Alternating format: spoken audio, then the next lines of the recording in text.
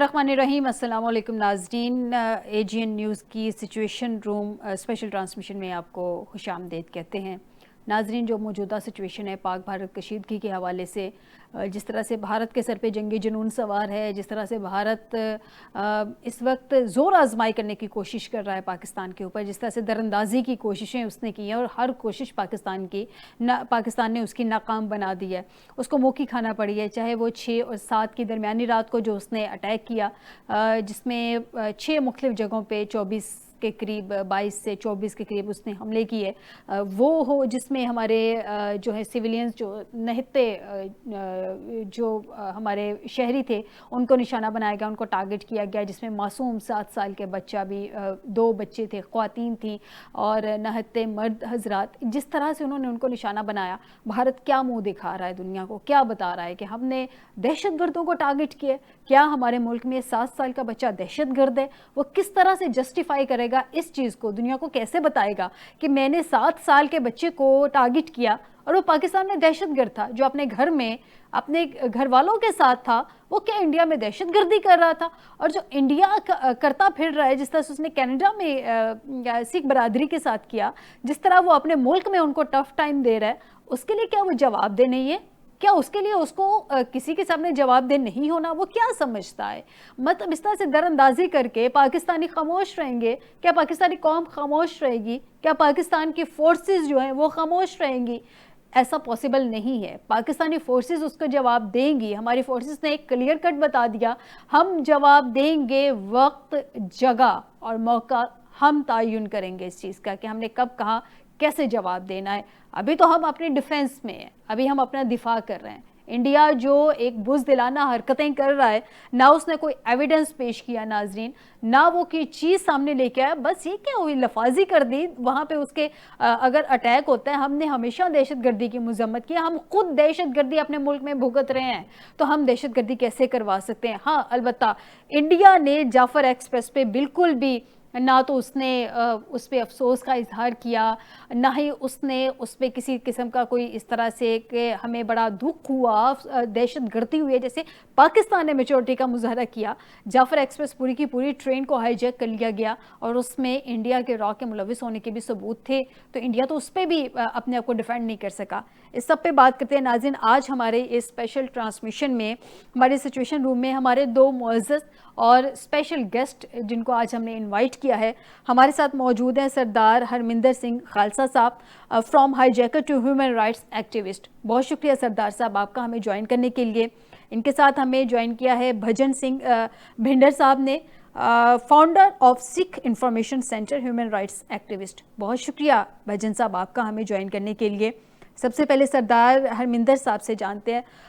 हरमिंदर सिंह साहब बताइएगा, क्या जो पाकिस्तान की जानिब से अमन की कोशिशें की जा रही थी, पाकिस्तान ने पहल नहीं की? सारी ये जो अभी कशीदगी हुई है, पाकिस्तान ने रिस्ट्रेंट का मुजाहिरा किया, पाकिस्तान ने कहा कि आए हम न्यूट्रल एक्सपर्ट्स सामने लेके आते हैं, न्यूट्रल एक्सपर्ट्स ले आए जो आज जिन पे आपको भी ट्रस्ट हो, हमें भी ट्रस्ट हो, हम इस पे इन्वेस्टिगेशन करवा लेते हैं, दूध का दूध पानी का पानी हो जाएगा।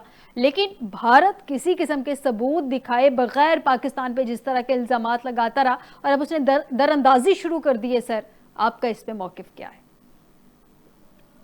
शुक्रिया फायदा जी। बात यह है कि जो आपने बात की है ना कि न्यूट्रल इसकी इन्वेस्टिगेशन होनी चाहिए, तो हमने भी ये यूनाइटेड नेशन को उसी दिन लिख दिया था कि भाई इसकी न्यूट्रल जो इन्वेस्टिगेशन होनी चाहिए, ताकि पता चले इसमें इन्वॉल्व कौन थे। हमें तो मालूम था कि जी ये सेम वाकया था जो 2000 में हुआ, जिसमें सिखों के 36 सिख जो थे वो कश्मीर में मार दिए थे। और इसकी जो पीछे जो बैकग्राउंड था, ये सेम चीज वही थी।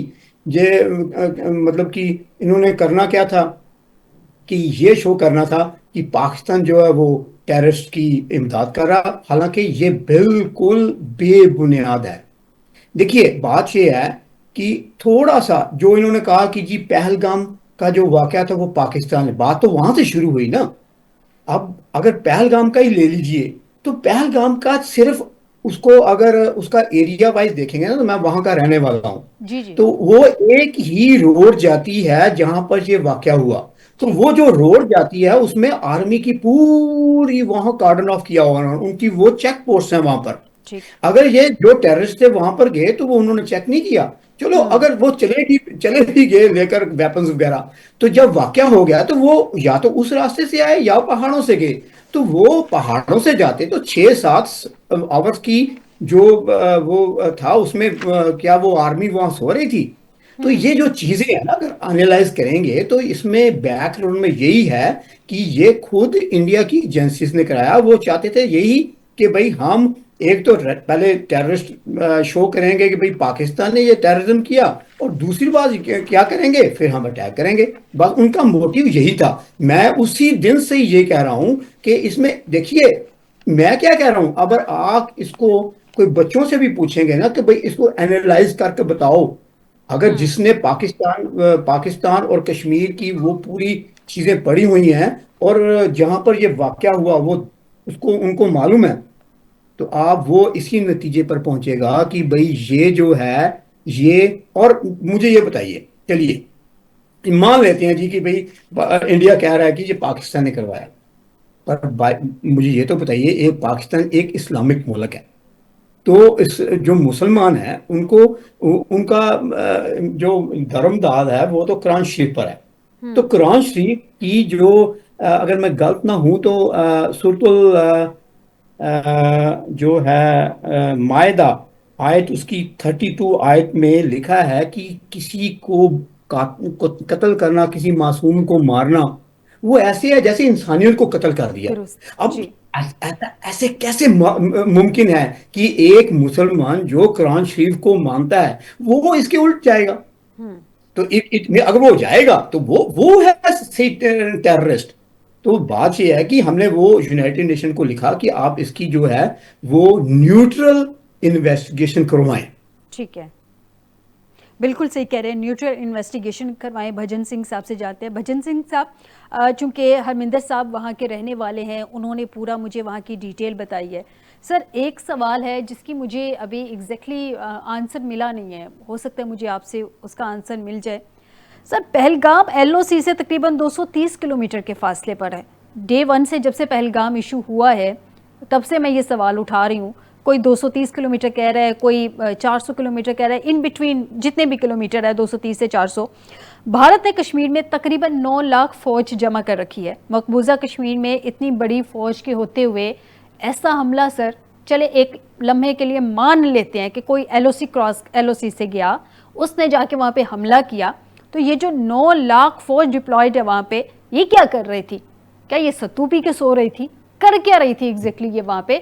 इनसे वहाँ पे दहशतगर्द नहीं पकड़े गए अभी तक, ये उनको सामने नहीं ला सके, और 10 मिनट के अंदर अंदर जो एफआईआर कट गई पाकिस्तान के खिलाफ, कैसे पॉसिबल है? वहाँ का तो जो पुलिस स्टेशन है वो भी अच्छा खासा फासले पर है, तो जब वहाँ पे फौज पहुंची नहीं है, इनके वो सिक्योरिटी फोर्सेस नहीं पहुंची है 10 मिनट में, तो ये सारा कुछ सर समझ से बाहर है एग्जैक्टली। थोड़ी सिचुएशन आप समझा दें। सबसे पहले आई वांट से मैं ये बात सारे दसनी चाहना जी। कि जंग आ लड़ाई है बहुत मंदभागी है। ना पाकिस्तान जंग अफोर्ड कर सकता ना इंडिया, और खास करके पंजाब विच फसिया। और जी। पंजाब इस वेले दोवें पंजाबी जिहड़े ने परमाणु हथियारां दी छां दे थल्ले डर डर के रह रहे ने। ठीक है। सो ਤੁਹਾਨੂੰ ਪਹਿਲਗਾਮ ਦੀ ਜਿਹੜੀ ਜੜ ਆ, ਤੁਹਾਨੂੰ ਜੋ ਆਈਡੀਆਲੋਗ ਆ ਹਿੰਦੂਤਵਾ ਦਾ ਪਹਿਲਾ, जी। ਉਹਦਾ ਨਾਮ ਆ ਲਾਲਾ ਹਰਦਿਆਲ, ਜਿਨ੍ਹਾਂ ਨੇ 1925 ਵਿੱਚ ਇਹ ਡਿਕਲੇਅਰ ਕੀਤਾ ਸੀ 1925 ਵਿੱਚ ਵੀ ਸਾਨੂੰ ਇੱਕ ਹਿੰਦੂ ਰੀਜਨ ਚਾਹੀਦਾ। ਉਹ ਜਿਹੜਾ ਹਿੰਦੂ ਰੀਜਨ ਆ, ਅਸੀਂ ਜਿੰਨਾ ਵੀ ਅਫਗਾਨਿਸਤਾਨ ਤੇ ਫਰੰਟੀਅਰ ਟੈਰੀਟਰੀ ਅਸੀਂ ਕੌਂਕਰ ਕਰਕੇ ਉਹਨਾਂ ਤੇ ਰਾਜ ਕਰਕੇ, ਜਿੰਨੇ ਵੀ ਟਰਾਈਬਲ ਉੱਥੇ ਲੋਕ ਰਹਿੰਦੇ ਨੇ ਜਿਹੜੇ ਮੁਸਲਮਾਨ ਨੇ, ਉਹਨਾਂ ਦੀ ਅਸੀਂ ਸ਼ੁੱਧੀ ਕਰਕੇ ਉਹਨਾਂ ਨੂੰ ਹਿੰਦੂ ਜਿੰਨਾ ਚਿਰ ਨਹੀਂ ਬਣਾਉਂਦੇ, ਦਿੱਲੀ ਦੀ ਸੁਰੱਖਿਆ ਨਹੀਂ ਗੀ, ਇੰਡੀਆ ਦੀ ਸੁਰੱਖਿਆ ਨਹੀਂ ਗੀ, ਹਿੰਦੁਸਤਾਨ ਦੀ ਸੁਰੱਖਿਆ ਨਹੀਂ ਗੀ।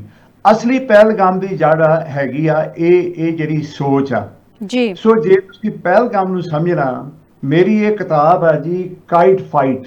जी। ਹਾਂਜੀ, ਇਹ ਕਾਬਲ ਦੇ ਵਿੱਚ ਜਿਹੜੀ ਇੰਡੀਅਨ ਇੰਟੈਲੀਜੈਂਸ ਦੀ ਬੈਕ ਗੁਰਦੁਆਰੇ ਦੀ ਜਿਹੜੀ ਬੰਬਿੰਗ ਹੋਈ ਆ, ਗੁਰਦੁਆਰਾ ਹਰ ਰਾਏ ਸਾਹਿਬ, ਸਿੱਖਾਂ ਨੂੰ ਮਾਰਿਆ, ਹਾਇਰਡ ਜਿਹੜੇ ਕਿਰਾਏਦਾਰ ਬੰਦੇ ਲੈ ਕੇ, ਇਹ ਹੁਣ CIA ਵੀ ਕਲੀਅਰ ਕਰ ਦਿੱਤੀ ਆ ਵੀ ਇਹਦੇ ਮਗਰ ਸਾਰਾ ਹੱਥ ਹੈਗਾ ਸੀ ਇੰਡੀਆ ਦਾ।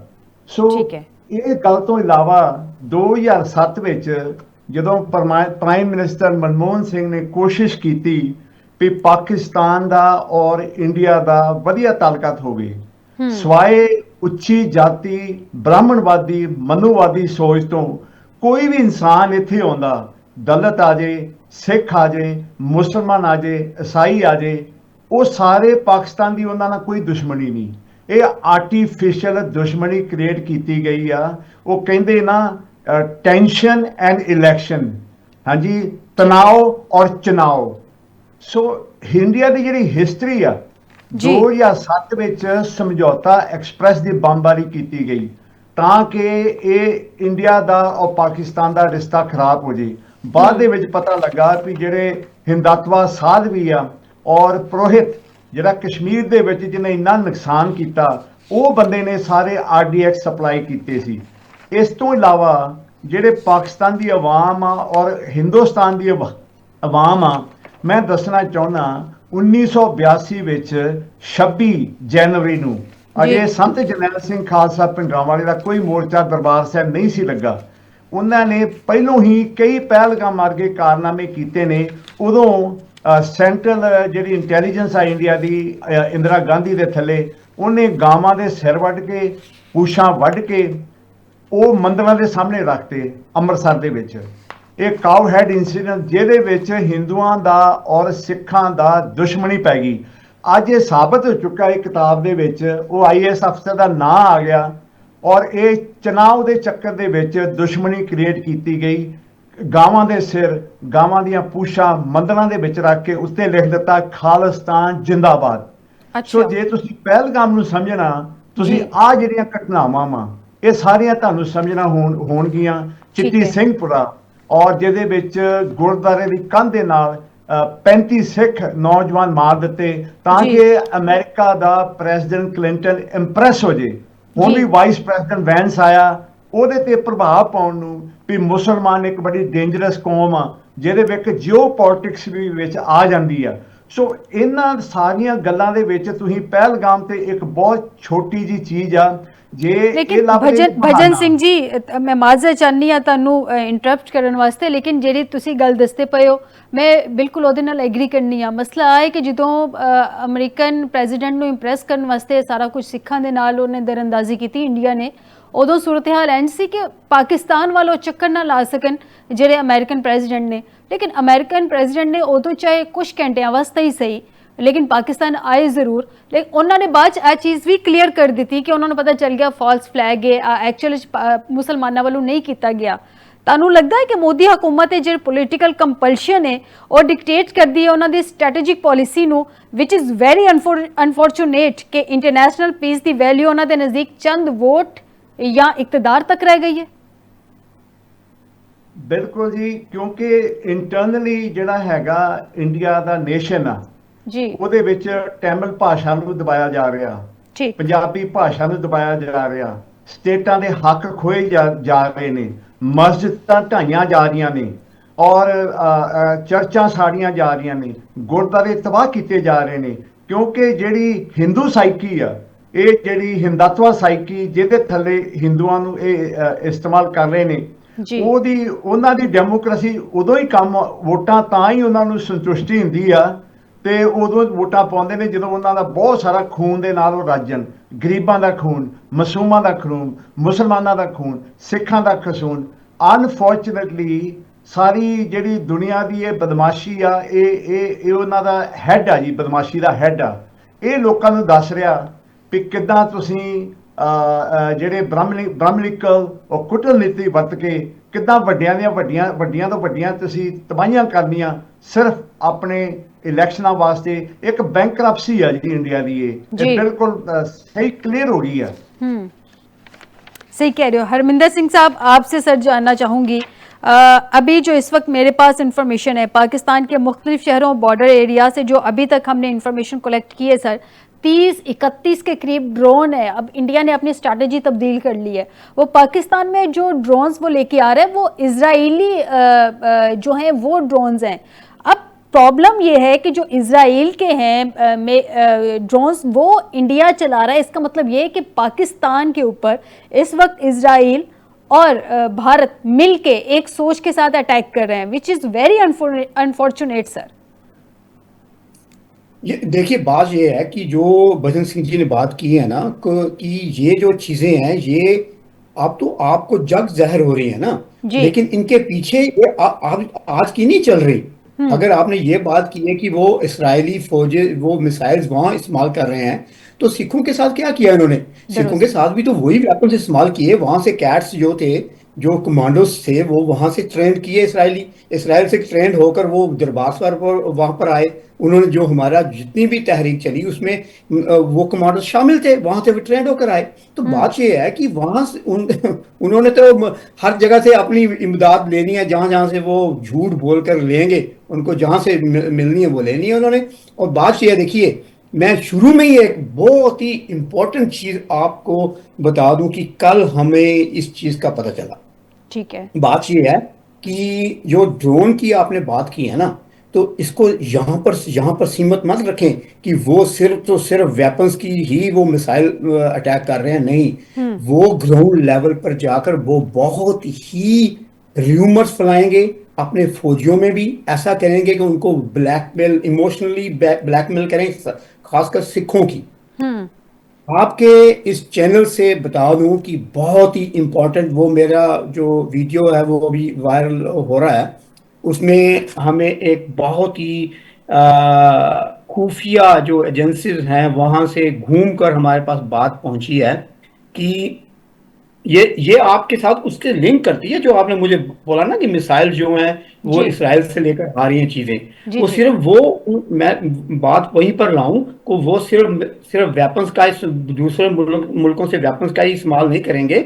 उनके पास जो भी चीजें आएंगी ग्राउंड लेवल से भी, उन्होंने क्या किया अभी, उन्होंने क्या किया है कि भाई एक बहुत ही उन्होंने नाम दिया उसको ऑपरेशन फतेह डोर। जैसे अच्छा। सिंदूर इसको दिया ना, जी जी। उन्होंने एक ऑपरेशन का नाम दिया ऑपरेशन फतेह डोर। उसके तहत वो क्या कर रहे हैं, देखिए उनकी साइकी देखिए कहां पर काम करते हैं वो। हम्म। उन्होंने क्या किया है कि उनको मालूम है कि जो पहले उन्होंने एनालिसिस कराया कि भाई ये सिख फौजी जो हैं कि इनकी साइकी क्या अभी, इनके ठीक। ये कहां पर खड़े हैं। तो वो जो उनका थिंक टैंक है ना रा का, उन्होंने उनको बहुत ही सारा एनालाइज करके बताया है। नाज़रीन, मुझे एक छोटी सी ब्रेक की तरफ जाना है। ब्रेक से वापस आते हैं तो सरदार साहब से मजीद डिटेल्स लेते हैं, लेकिन एक छोटी सी ब्रेक के बाद।